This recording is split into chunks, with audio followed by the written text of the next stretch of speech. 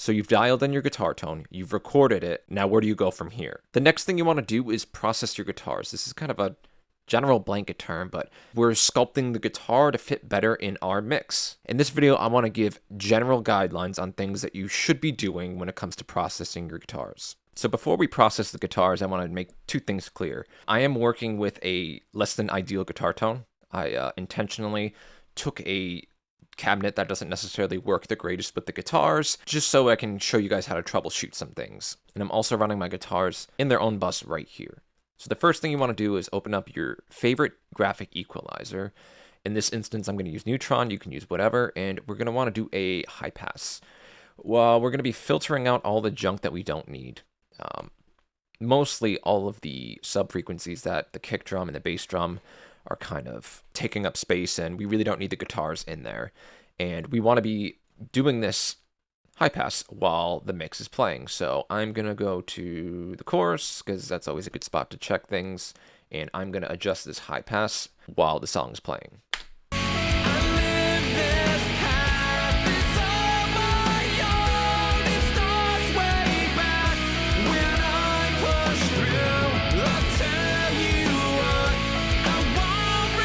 So 95 works. It's mostly just getting rid of the sub content that I don't want, and it's rounding it off nicely with the 12 dB octave slope. You can choose whatever. I think 12 or 24 is good for this instance. Next thing we want to do is we want to low pass this. We want to be just getting rid of frequencies that you really can't even hear in the mix. And for this, I'm going to go a little bit more extreme.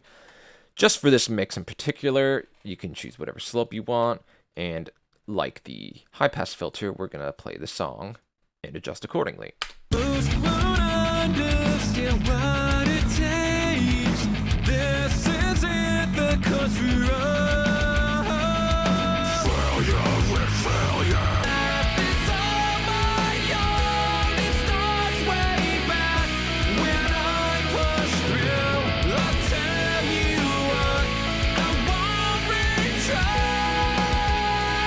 So I feel like I'm going a little extreme here. Don't feel like you have to do that. This is just working for this particular mix. The guitars that I used for this, they were a bit more mid-focused, and they didn't have a whole ton of low-end or high-end, pretty mid-focused modern-sounding guitars. And from here, this is a pretty crucial step. We want to be looking out and searching for harsh frequencies and whistle tones, pretty much nasty stuff that we don't want being heard. So for the most part, we want to be playing the mix while we're doing this. And what I'm going to be doing is we're going to be getting a narrow cue, and we're going to be searching for, like I said, harsh frequencies and whistle tones.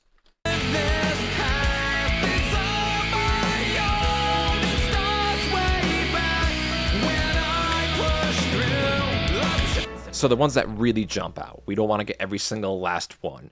2 or 3 is perfectly fine.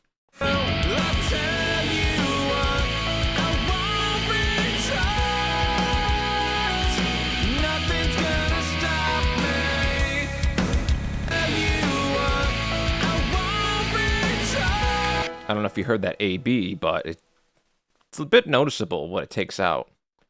All right, on to another one.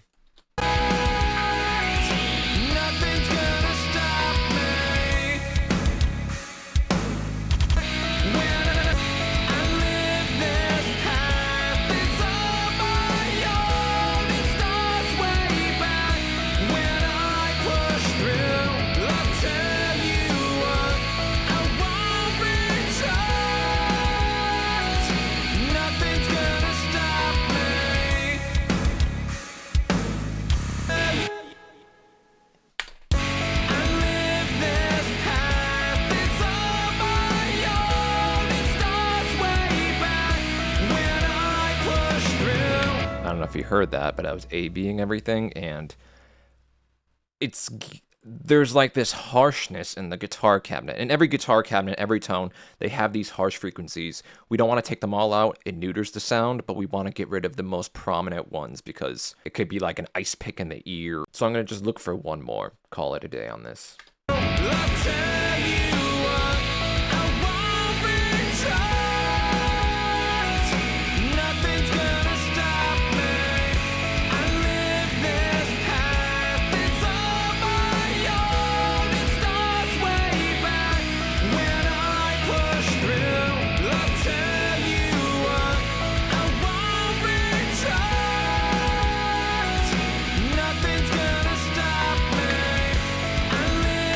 Okay, so that works. Now, another little technique you can do to kind of combat these harsh frequencies is you can just add a tape emulator, and we don't want anything crazy. I like to just do this very clean preset, and all we're doing, we're not even adding saturation. It's just we're having a tape emulation effect. It's subtle.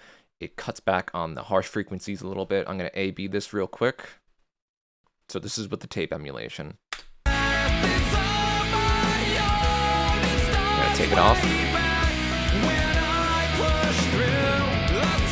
Back on.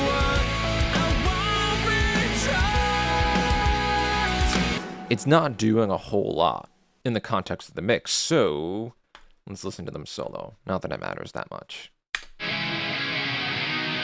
So this is with the tape on. That's with it off. So you can hear it a bit more in solo. It's super subtle in the mix, but these little subtleties add up, I believe. And this tape emulator is also kind of beefing up the tracks a little bit. And we've got the final part to this, and it's the most subjective in my opinion. What we're going to want to do is make EQ changes to tastefully make the guitars fit in the mix that we want it to. And for this, I already know what I'm going to do. I'm going to boost the mids because that's what this guitar tone is lacking.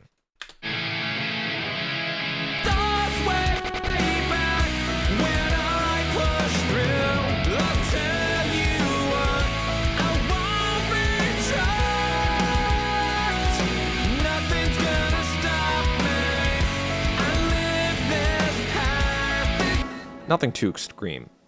I know my amp around 600 hertz, that's where the mids are, so if you're cutting or boosting them, that's where it is. I like it, it's a bit more natural.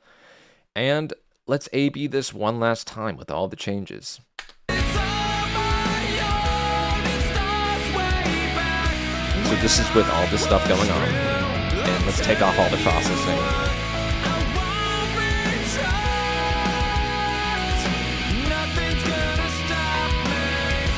I think the biggest impact is getting those notch frequencies, because to my ears, the immediate difference I can hear between the two is the processed does not sound harsh, and the unprocessed has just like these couple whistle tones or these harsh frequencies that kind of just really make the guitars not sit well in the mix. I almost forgot, there is one last thing that we need to do, and this, I'm going to say this is optional.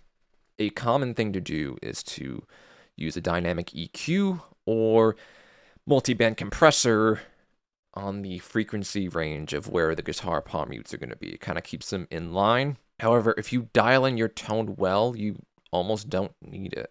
However, just to show you all what it is, I'm going to do it really quick. So all the thumping is coming from about right here, 200 hertz.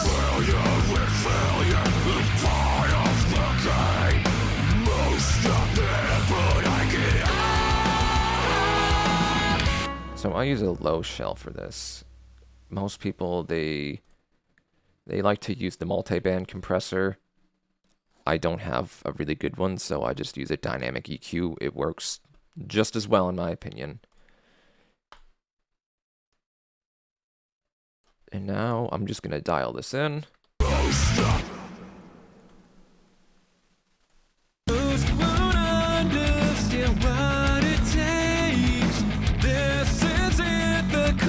So, no more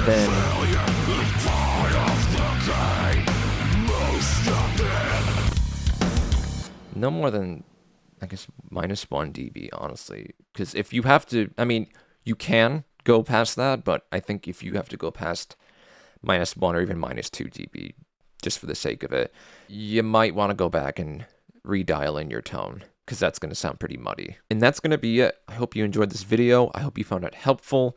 I don't think anybody should be telling you exactly what to do, which is why I kind of made this a little bit loose. I didn't tell you exactly what you should and shouldn't do. Thank you very much for watching, and I will see you next video.